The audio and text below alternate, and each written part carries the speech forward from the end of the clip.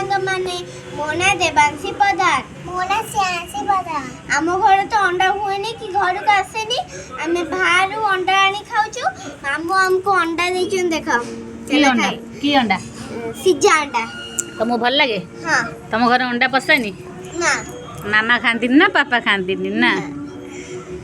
का अंडा डिम्पल तुमको अंडा भल लगे खाईदेल देखा कार आगे सब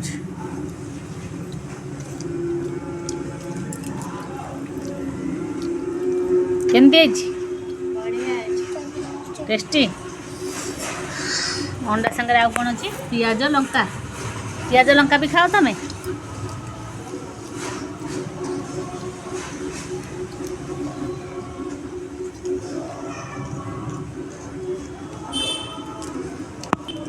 सागने बहुत टेस्टी अछि मामा बाबा तो खाउ ना कोन भाई अपन अंडा खाती कि नहीं मत कमेंट कर निश्चित जणाइबे